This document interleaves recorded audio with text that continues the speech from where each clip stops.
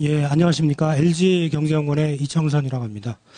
예, 올해 환율 동향을 잠깐 말씀드리고, 내년 국제환율, 원화환율 순서대로 말씀드리도록 하겠습니다.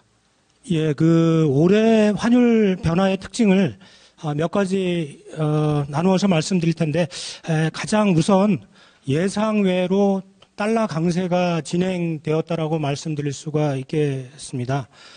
요 그림을 보시면, 요 빨간 그림이 달러와의 선진 6개국에 대한, 통화 가치가, 달러와의 가치가 되겠습니다. 유로화, 영국, 일본, 캐나다, 스웨덴, 스위스. 주로 선진 6개국 통화에 대한 달러와의 종합적인 가치가 되겠는데, 지난 2017년에는 전반적으로 달러 가치가 쭉 떨어졌습니다. 대략 10%가량 달러 가치가 떨어졌고, 지난해 12월 시점에, 요 점선이, 국제투자은행, IB들이 예측했던 올해 달러화의 가치가 되겠습니다. 그래서 지난해 12월 시점에 IB들이 대체적으로 올해도 달러화 약세가 이어진다. 그래서 지난해 달러 가치가 10% 정도 떨어졌다라고 한다면 올해는 추가적으로 한 3%가 더 달러 가치가 떨어질 것으로 예상을 했는데 올 초까지만 하더라도 이런 예상보다 훨씬 빠르게 달러 가치가 떨어졌습니다. 근데 2분기 들어서 3월 이후에 달러 가치가 급반등하는 그런 모습을 보여주고 있습니다. 그래서 현재로 보면 현재 달러 수준이 지난해 말 대비로 거의 한 5%가량 올라와 있는 상태가 되겠습니다. 이렇게 달러 가치가 약세에서 강세로 급 반전한 이유가 몇 가지가 있는데 우선 미국 경제가 올해 예상보다 굉장히 호조를 보였습니다. 연초만 하더라도 올해 미국 경제 성장률이 대체로 한 2.7%로 보는 견해가 일반적이었는데 최근 들어서는 올해 미국 경제가 2.9%까지 성장할 걸로 미국 경제 성장률이 지금 상향 조정되고 있는 추세고 그에 따라서 미 연준의 금리 인상 속도도 생각보다는 지금 올해 빠르게 진행되고 있습니다. 연초만 하더라도 미 연준의 금리 인상 횟수가 대체로 2회 또는 3회 정도로 봤는데 지금 분기마다 지금 한 번씩 인상을 하고 12월 달 다음 달에 한 번 더 인상을 한다면 올해 연간으로 4차례 금리 인상이 이루어지는 것이 되겠습니다. 그에 반해서 유로존이나 일본의 경우는 경제 성장률이 올해 내내 계속 하향 조정되는 추세고 그렇다 보니까 금융 긴축으로의 전환도 지금 계속 지연되고 있다라고 말씀드릴 수가 있겠습니다. 특히 유로존의 경우는 이탈리아 재정 불안이 또 이렇게 불거지면서 그런 것들이 유로화 약세 요인으로 작용을 하고 있다라고 볼 수가 있겠고요. 특히 2분기 6월 들어서 미중 무역 분쟁이 본격화되면서 이런 것들이 안전자산 선언을 통해서 달러와 강세, 여타통화 약세 요인으로 작용을 하고 있다라고 볼 수가 있겠습니다. 그 다음에 두 번째 특징적인 현상은 달러와 강세하고도 연관이 되겠습니다만은 신흥국 통화 불안이 확산되는 그런 모습을 보였습니다. 그래서 이 그림을 보시면 빨간 게 신흥국 통화 지수, 파란 게 신흥국 주가인데 지난 2017년에는 전반적으로 신흥국 통화라든지 신흥국 주가가 강세를 보였다라고 한다면 올해는 전반적으로 신흥국 통화와 주가가 거의 10% 이상 하락하는 그런 모습을 보여주고 있습니다. 그 원인은 무엇보다도 미국이 빠르게 금리를 올리고 달러화가 강세를 보이면서 달러화 외채 부담이 많은 신흥국들의 부담이 커진 데 원인이 있다라고 볼 수가 있겠고 또 미중 무역 분쟁이 격화되면서 중국 의존도가 높은 그 아시아 신흥국들의 금융이라든지 통화의 부담으로 작용을 한 측면이 있습니다. 그리고 최근에 유가가 좀 반락을 하긴 했지만 10월까지만 해도 유가가 계속 높은 수준을 유지를 하면서 원유 의존도가 높은 신흥국들의 부담이 컸었던 것들이 신흥국 통화 불안 요인으로 작용을 했다라고 볼 수가 있겠습니다. 이렇게 대외 여건이 전반적으로 신흥국을 둘러싼 대외 여건이 전반적으로 이제 악화된 것이 신흥국 금융 불안 원인으로 작용을 했는데, 그에 앞서서 신흥국 내부적으로 보더라도 글로벌 금융위기 이후에 내부적인 취약성이 높아진 점도 지적할 수가 있겠습니다. 그래서 신흥국의 외환 건전성이 전반적으로 악화되었는데, 글로벌 위기 이후 저금리 기간 동안에 외채가 급증한 나라가 많습니다. 그리고 신흥국 전체적으로 글로벌 위기 이전에는 경상수지 흑자 규모가 컸다라고 한다면, 최근 들어서는 신흥국 평균적으로 보면 적자로 돌아선 신흥국들이 많이 늘어난 상태가 되겠습니다. 또 일부 국가들은 지금 뭐 선거는 끝났지만 브라질이 10월 선거를 앞두고 상당히 외국인들의 불안을 자아냈던 측면이 있고, 또 러시아나 이란처럼 경제 제재 때문에 경제에 부담이 됐던 그런 나라들도 있다라고 보여집니다. 그리고 마지막으로 우리나라 입장에서는 원화가 강세에서 약세로 전환되었다라고 볼 수가 있겠습니다. 결국 이제 달러화가 약세에서 강세로 돌아선 것하고 밀접하게 관련이 된다라고 볼 수가 있겠는데, 요 그림은 원달러 환율을 2016년부터 그려본 것인데, 보시면 2016년에서 17년 상반기까지는 대체로 원달러 환율이 1150원을 중심으로 해서 등락 범위가 1100원에서 1200원 사이를 왔다 갔다 하는 그런 모습을 보여주고 있고요. 지난해 하반기 이후부터 보면 달러당 1100원을 중심으로 해서 1050원에서 1150원 사이를 왔다 갔다 하는 그런 모습을 보여주고 있습니다. 그래서 전반적으로 원달러 환율의 등락 범위가 한 단계 이제 떨어진 것이 되겠고, 지난해 하반기부터 올해 초반까지는 원달러 환율이 1050원에서 1100원까지 왔다 갔다 하는 그런 모습이었다라고 한다면, 2분기 이후부터는 원달러 환율이 1100원에서 1150원, 예, 지난해 하반기 올 초보다는 그 원달러 환율의 등락 범위가 조금 높아진 것이라고 할 수가 있게 되겠습니다. 그래서 2분기 이후에 원달러 환율의 등락 범위가 상향 조정, 즉 원화가 약세로 전환된 것은 결국 미달러와 강세의 영향이 가장 컸다라고 볼 수가 있겠고요. 또 미중 무역 분쟁이 본격화된 그런 영향도 크다라고 볼 수가 있겠습니다.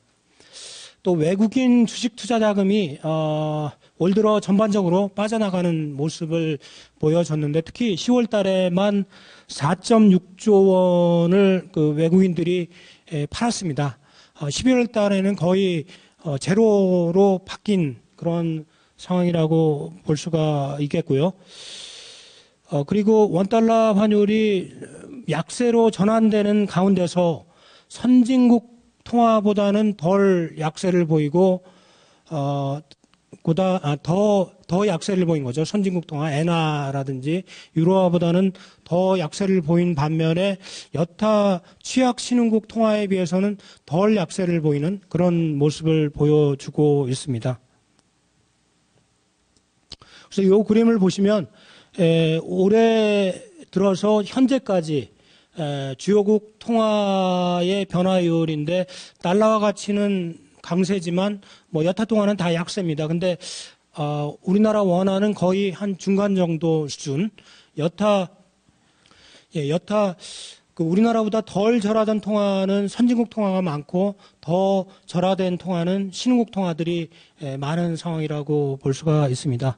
그리고 요 밑에 그림은 주가 변화율이 되겠는데, 올해 들어서 상대적으로 보시면 대부분의 나라가 이제 떨어졌고요. 특히 우리나라가 상대적으로 많이 떨어진 나라에 속한다라고 볼 수가 있겠습니다. 주가하고 환율하고 움직임이 우리나라가 좀 상당히 주가는 많이 떨어졌지만 환율은 그래도 덜 떨어진 그런 나라에 속한다라고 볼 수가 있는데 주가가 많이 떨어진 것은 역시 미중 무역 분쟁의 결과로 중국 주가가 많이 떨어진 그 영향을 받았다라고 볼 수가 있겠습니다. 반면에 우리나라가 아무래도 외환 건전성은 높은 나라에 속하기 때문에 환율도 좀 덜 오른, 원화 가치도 상대적으로는 덜 오른 편이라고 볼 수가 있겠고요. 또 CDS 프리미엄도 다른 신흥국 대비 좀 덜 떨어졌다라고 볼 수가 있겠습니다. 예, 그러면 올해 국제 환율 전망을 말씀드릴 텐데요. 먼저 달러와 가치가 올해의 경우 전반적으로 강세를 보였다라고 한다면 이런 달러와 강세 기조가 내년에도 당분간 이어지겠지만 대략 중반을 넘어서면 달러와 가치가 약세로 전환될 수 있다. 그래서 상반기, 하반기 그렇게 본다면 상반기에 그 달러와 강세, 하반기에 달러와 약세 전환 그렇게 예상을 해볼 수가 있게 되겠습니다. 그래서 요 그림은 달러와 지수고 요 점선은 달러와 지수를 구성하고 있는 6개 그 선진국의 장기 금리 대비 미국 금리 수준이 되겠습니다. 보시면 올해 들어서 미국 금리가 상대적으로 빠르게 오르면서 달러화가 강세를 보였다라고 볼 수가 있겠고요. 이런 미국 금리가 상대적으로 더 오르는 추세가 내년 상반기까지는 이어지지 않을까 그렇게 보고 있습니다. 그래서 지금 엊그제 그 파월 의장 발언 때문에 미국 금리 인상 속도가 느려지는 게 아니냐 그런 예상이 또 확산되고 있는데 제가 생각하기에는 올해 분기당 지금 한 번씩 금리를 올리지 않았습니까? 12월 달에도 추가 금리 인상이 파월 발언에도 불구하고 상당히 높다라고 보여지는데 내년에도 보시면 상반기까지는 그래도 분기에 한 번 올리는 추세가 이어질 수 있다. FOMC 위원들이 내년에 3번 인상할 것이라고 예상하고 있는 것보다는 미국 경제 둔화를 감안을 하면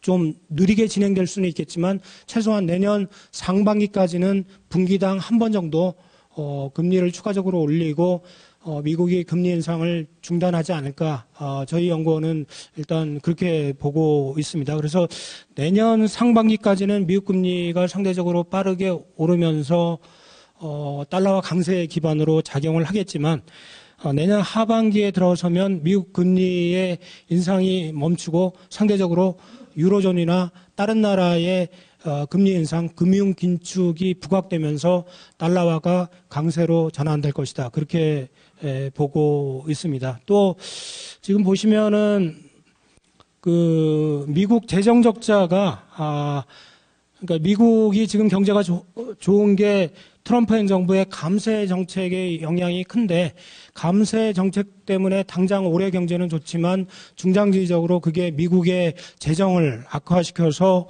재정 적자를 확대시키고 그게 달러화에는 약세 요인으로 중장기적으로 작용을 할 수 있다라고 봐야 되겠고요.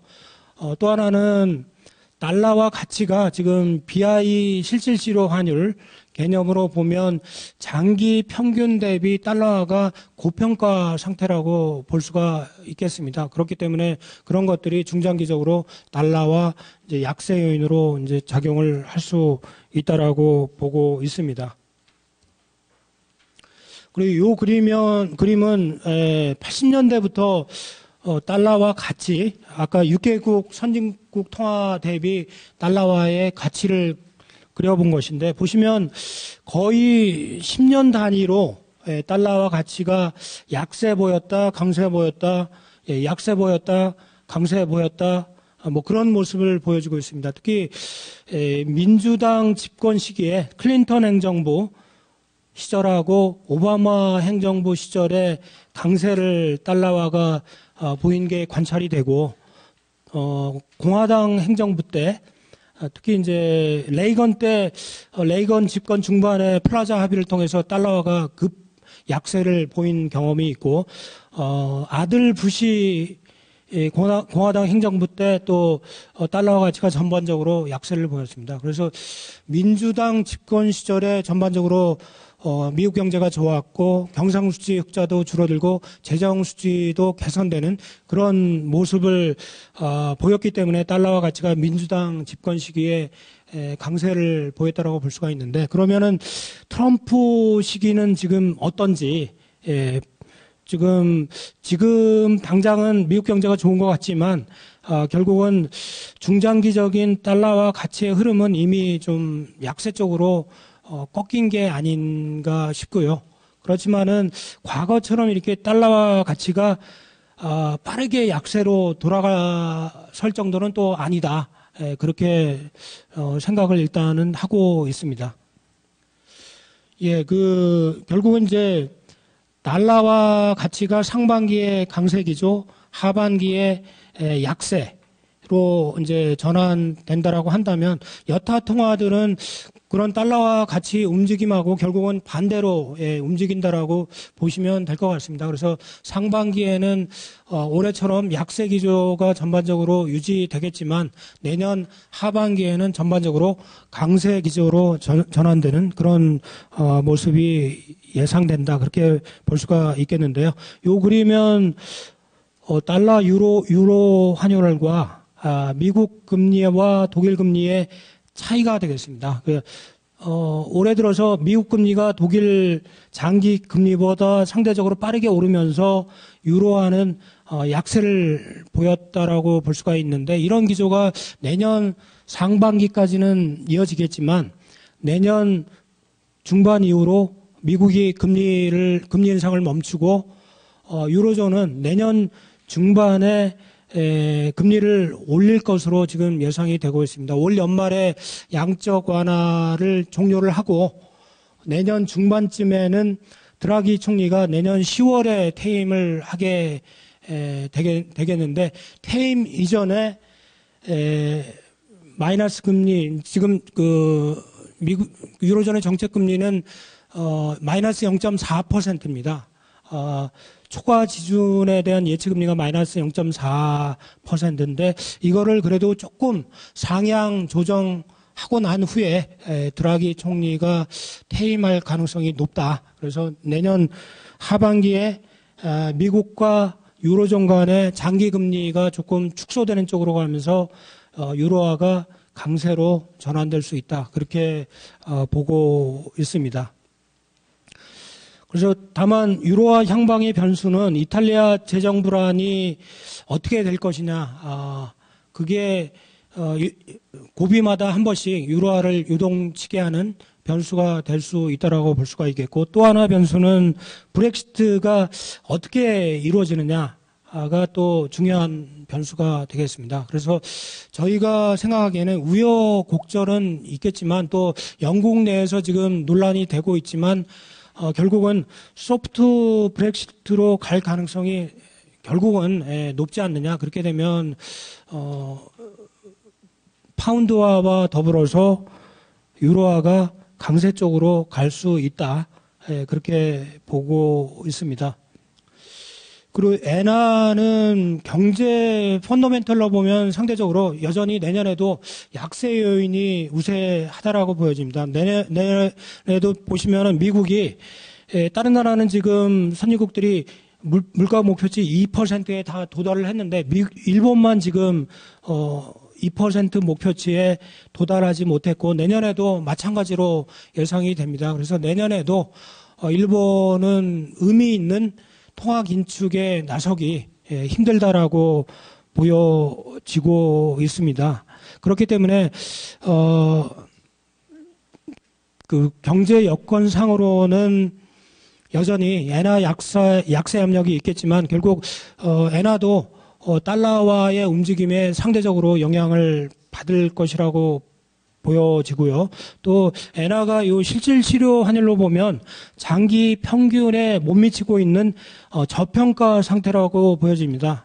그리고 지금 미국도 지금 일본과 무역 협정 체결 협상을 하면서 일본을 압박하는 차원에서 엔화 엔화를 절상시키라고 추가적으로 더 절하를 못하게 압박을 계속 할 걸로 예상이 되고 있기 때문에 엔화가 내년에 추가적으로 더 약세를 보이기보다는 달러와 약세와 더불어 강세 쪽으로 갈 가능성이 높다라고 보고 있습니다.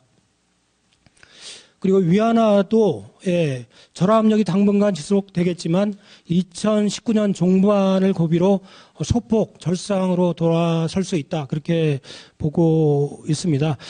중국도 경제 여건상으로 보면 위안화 약세 압력이 크다, 그렇게 보여집니다. 지금 중국도 경제 성장세가 계속 하향 압력을 받고 있기 때문에 통화 정책상으로 통화 완화 정책을 내년까지 취할 가능성이 높고, 또 경상수지도 그동안 흑자가 계속되다 흑자 규모가 지금 계속 축소되면서 올해 들어서는 3분기까지 소폭 적자라고 볼 수가 있겠습니다. 연간 전체적으로 보면 거의 균형 정도가 아닐까 예상이 되고 있고, 또 실질 실효환율로 보면 장기 평균 대비 높은 고평가 상태라고 볼 수가 있겠습니다. 그래서 이런 것들이 위안화 약세 압력으로 작용을 할 수가 있겠지만, 결국은 중국 정책 당국이 약세 압력을 계속 흡수하는 그런 위안화 절하를 억제하는 그런 정책을 계속 취할 것으로 예상이 되고 있습니다. 그래서 지금 관심사가 달러당 7위안이 붕괴될 것이냐 말 것이냐, 그게 계속 논란이 되고 있는데, 기관마다 좀 전망은 좀 다르지만 저희가 보기에는 중국 정책 당국이 당분간 7위안을 지키려는 노력을 계속하지 않겠느냐. 지금 달러당 거의 9.4위안 정도이기 때문에 한 1% 더 약세로 가면 7위안이 금방 뚫리는 상황이 됩니다. 그런데 지금 계속 그 중국 인민은행이 위안화율 안정을 위해서 여러 가지 노력을 해오고 있다. 환율 결정에서 역주기 요소라는 것을 결국 이제 8월 달에 도입한 것도 위안화 절하를 막기 위한 그런 노력이었다라고 보여지고요. 그 다음에 요 그림 보시면 요 까만 게 그 중국에서 자본 유출 규모라고 볼 수가 있겠는데, 2015년, 16년에 중국으로부터 자본 유출이 대거 일어나면서 위안화가 크게 절하된 경험이 있습니다. 그때 중국 그 외환 보유가 거의 1조 달러나 유출 줄어든 경험이 있었는데, 지금은 그에 비하면 중국에서 그 자본 유출이 거의 그렇게 심각한 정도는 아니고, 그래서 외환 보유액도 안정적인 그런 모습을 보여주고 있기 때문에 중국 정책 당국이 위안화 절하를 막을 그런 여력은 가지고 있다, 그렇게 볼 수가 있겠습니다. 여타 신흥국 통화도 내년에 약세 압력을 당분간 받겠지만 중반 이후로는 강세가 전반적으로 예상된다. 문제는 취약 신흥국의 위기 가능성이라고 보여집니다. 그래서 이 그림을 보시면 빨간 게 미국 정책금리고 파란 게 달러화 지수가 되겠는데, 90년대 중반부터 2000년대 초반까지 미국의 고금리 달러화 강세가 나타나면서 멕시코나 우리나라 비롯해서 여러 나라들이 위기를 겪은 바가 있는데, 지금 그때보다는 강도가 낮지만 미국의 고금리 달러화 강세 추세가 내년까지는 이어질 걸로 그렇게 보여지고 있기 때문에 몇몇 나라 취약국들은 내년에 위기를 당할 가능성이 여전히 있다, 그렇게 보고 있고요. 그래서 취약국들이 결국은 신용등급이 낮으면서 단기 외채 또는 경상수지를 적자 보이고 있는 그런 나라가 될 텐데, 이미 아르헨티나, 터키, 파키스탄 이런 나라들은 위기에 노출된 상태라고 보여지고 있고요. 기타 이집트나 남아공 그런 나라들이 추가적으로 위험한 상태다라고 볼 수가 있겠고요. 우리나라나 중국, 대만 이런 나라들은 상대적으로 안전한 통화라고 볼 수가 있게 되겠습니다. 그래서 이 그림은 국제 IB들의 내년 환율 전망치입니다. 그래서 달러는 약세, 여타 통화들은 강세인데 그 중에서도 인도, 인도네시아, 아르헨티나, 또 터키, 남아공 통화는 내년에 올해에 이어서 추가적으로 약세를 보일 수 있는 통화로 지적이 되고 있습니다. 예, 원달러 환율은 내년에 결국은 달러화 환율과 위안화 환율의 움직임에 크게 좌우되는 것으로 봐야 될 것 같습니다. 그래서 보시면 올 들어서 원달러와 달러화 또 원달러와 위안화 환율 간의 상관 계수가 거의 한 0.9 정도 돼서 원화 환율이 달러화 지수 또는 위안화 환율의 영향을 많이 받고 있는 그런 상태라고 볼 수가 있는데, 달러화가 내년 중반을 고비로 약세로 전환된다라고 한다면 원화도 당분간 약세 압력을 받겠지만 내년 중반 이후부터는 강세로 전환될 수 있다. 예, 그렇게 전망을 해볼 수가 있겠고요. 예, 원달러 환율에 중요하게 영향을 미치는 요인이 외국인 투자 자금이 될 텐데, 이 표는 원달러 환율하고 국제 수지 항목 간의 상관계수입니다. 그래서 보시면 외국인 투자, 특히 외국인 증권 투자 중에서도 주식 투자가 원달러 환율하고 상당히 밀접한 관계를 보이고 있습니다. 그래서 외국인들이 국내 주식을 많이 살 때 원달러 환율이 떨어지고 주식을 팔 때 원달러 환율이 올라가는, 원화가 약세를 보이는 그런 경향을 보여주고 있다라고 보여지고요. 올해도 보시면 외국인들이 주식을 전반적으로 팔면서 원화도 약세를 보이는 그런 모습을 보여지고 있습니다. 그래서 내년도 사실은 우리 경제가 그렇게 좋은 편은 아니기 때문에 우리 경제가 좋아서 외국인들이 내년에 많이 우리 주식을 살 것 같지는 않습니다. 그렇지만은 이미 외국인들이 올해 국내 주식을 많이 팔았고 국내 주가가 많이 떨어지고 원화가 약세를 보였기 때문에 국내 주가가 어떻게 보면 밸류에이션상 상당히 저평가 상태다라고 볼 수가 있겠고, 이제 그렇기 때문에 미중 무역 분쟁이 이제 내일 모레 미국과 중국 간의 협상에 따라서 좀 이제 그 흐름이 좀 결정이 될 텐데, 저희가 보기에는 뭐 내일 모레 미중 간의 회담에서 본격적으로 타결 국면으로 가기는 어렵고, 현재 상태가 그대로 유지되면서 향후 협상을 계속 해 나가는 그런 그 현상 유지 상태가 최선의 결과가 아닌가, 일단 그렇게 보고 있습니다. 그래서 미중 간 무역 분쟁의 소강 상태를 보이는 정도라고 한다면, 그리고 또 미국 금리 인상 속도가 둔화된다라고 하면 외국인들이 국내 주식을 사들이는 쪽으로 내년에 전반적으로 보면 이제 전환되면서 원화 강세 쪽으로 작용을 할 것으로 보고 있습니다.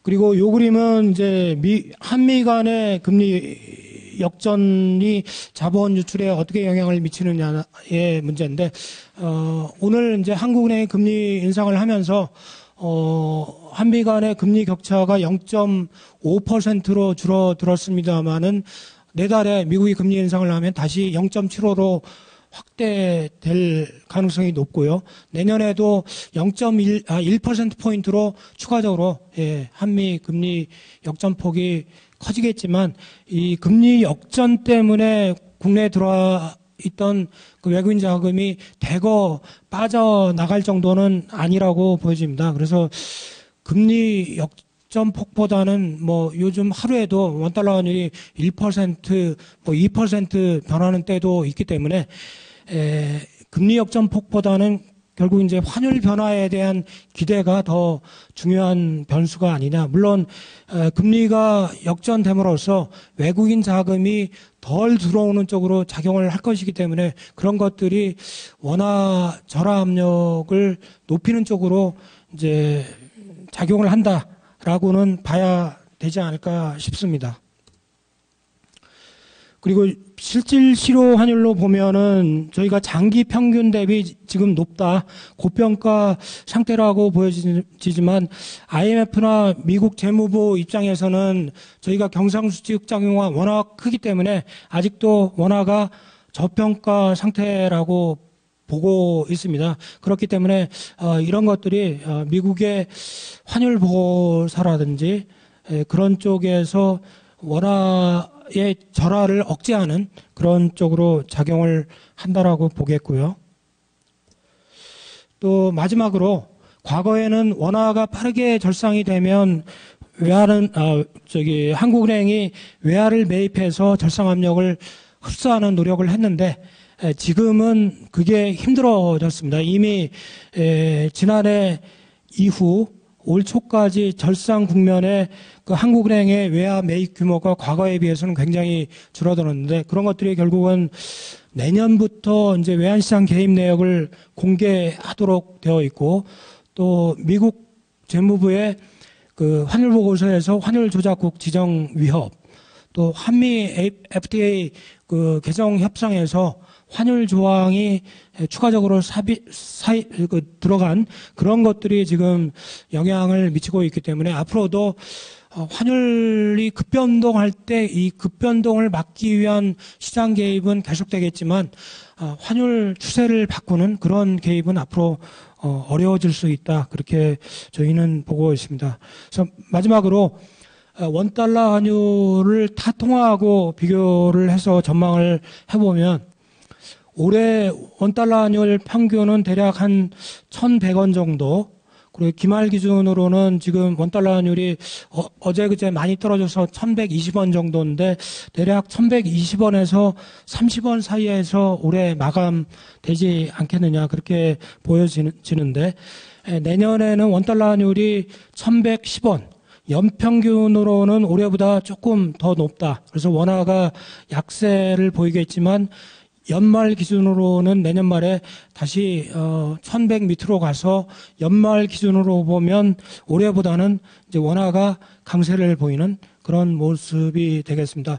올해 보시면 연평균으로 보면 원화가 절상이 되었지만 연말 기준으로 보면 원화가 약세를 보였는데 내년에는 이거하고 완전히 거꾸로 연평균 기준으로는 절하, 연말 기준으로는 절상 이 예상된다라고 보여지고요. 그래서 올해도 그랬는데 내년에도 여타 선진국 통화 대비 원화의 그 절하폭이 더 크거나 거의 비슷하거나 그렇지만 위안화나 여타 신흥국 대비 원화가 달러화 대비 덜 절하되는 그 얘기는 여타 신흥국 대비 원화가 보합이거나 더 절하될 수가 있지만 내년에도 신흥국 통화 대비 원화는 더 절상될 수 있다. 그렇게 예상을 해볼 수가 있겠습니다. 이상 좀 시간이 길어졌습니다만 이상으로 발표를 마치겠고요. 혹시 질문 있으시면 말씀해 주시기 바랍니다.